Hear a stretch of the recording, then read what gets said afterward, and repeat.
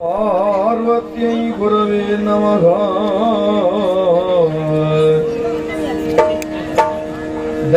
दक्षिणामूर्तये चैव सर्वकार्यात्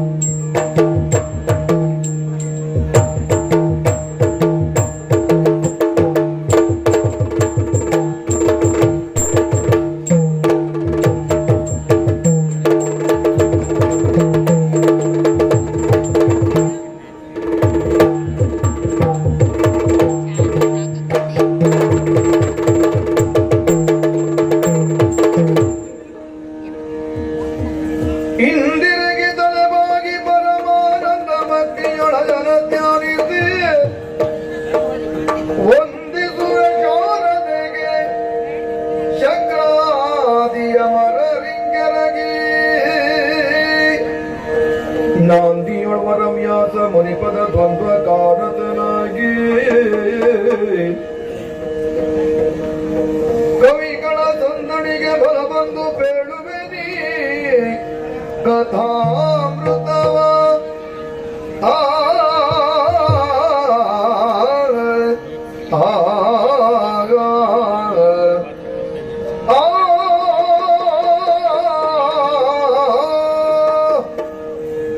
ಕವಿಗಳ ತಂದಣಿಗೆ ಬಲ ಬಂದು ಬೆಳಲಿ ಕಥಾಮೃತ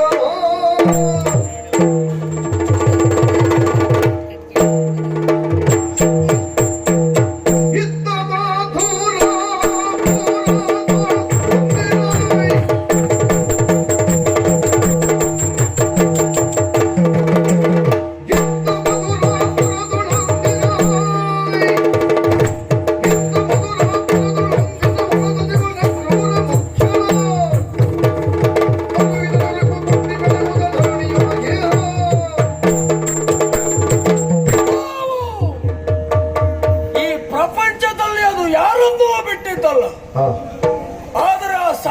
ಹೇಗಿರಬೇಕು, ಅದು ಹಿಂದಿರಬೇಕು, ನಮ್ಮ ಕಣ್ಣಿಗೆ ಕಾಣಬಾರದು.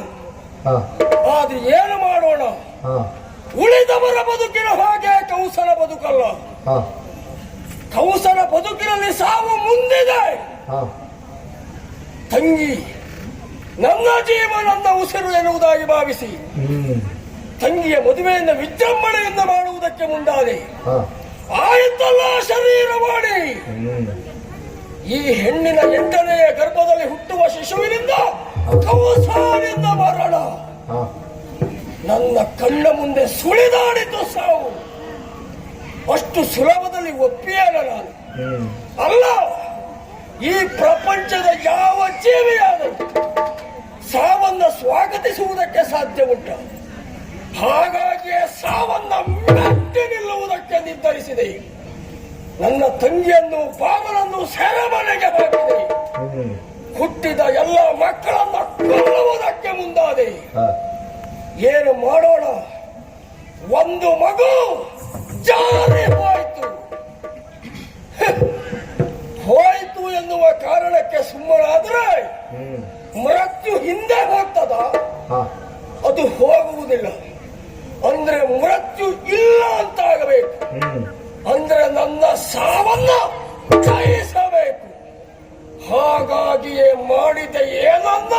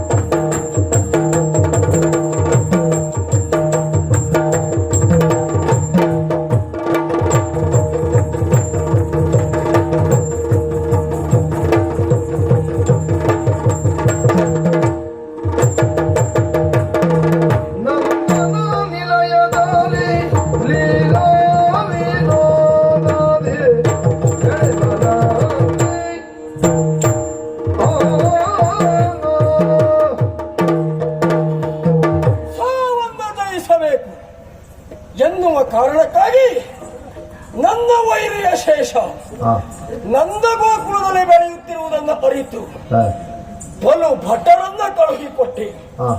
ಹೋದವರೇನು ಸಾಮಾನ್ಯರ ಪೂತನಿ ವಿಷಕನ್ನಿ ನನ್ನ ವೈರಿ ಶೇಷವನ್ನ ಕೊನೆಗಾಣಿಸುವುದಕ್ಕಾಗಿಯೇ ಇರುವವಳು.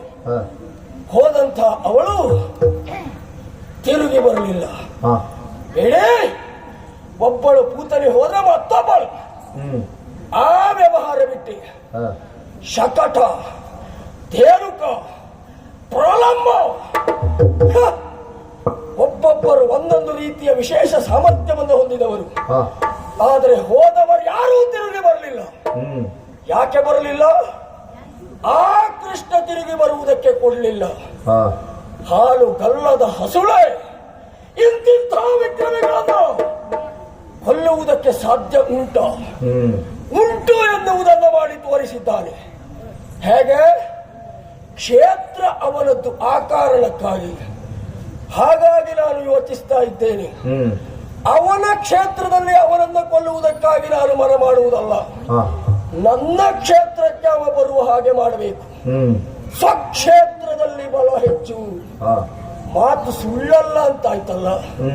ಹೇಗಾದ್ರೂ ಮಾಡಿ ಕೃಷ್ಣ ಬರಬೇಕು ಅಂತಾದ್ರೆ ಒಂದು ನೆವ ಬೇಕು. ಸಾಮಾನ್ಯವಾಗಿ ಅಳಿಯನಾದವ ಮಾವನ ಮನೆಗೋ ಅಜ್ಜನ ಮನೆಗೋ ಬರುವುದು ವಿಶೇಷವೇ ಅಲ್ಲ, ಅದಕ್ಕೆ ನೆವನ ಬೇಕು ಅಂತಿಲ್ಲ. ಆದರೆ ಕೃಷ್ಣ ಮಥುರೆಗೆ ಬರುವುದಕ್ಕೆ ಒಂದು ನೆವನ ಬೇಕು.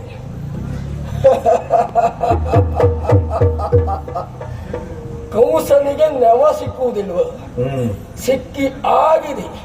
ಅದು ಕಾರ್ಯರೂಪಕ್ಕೆ ಹೋಗಬೇಕು ಅಂತಾದ್ರೆ ಅವ ಬರಬೇಕು. ಯಾರೋ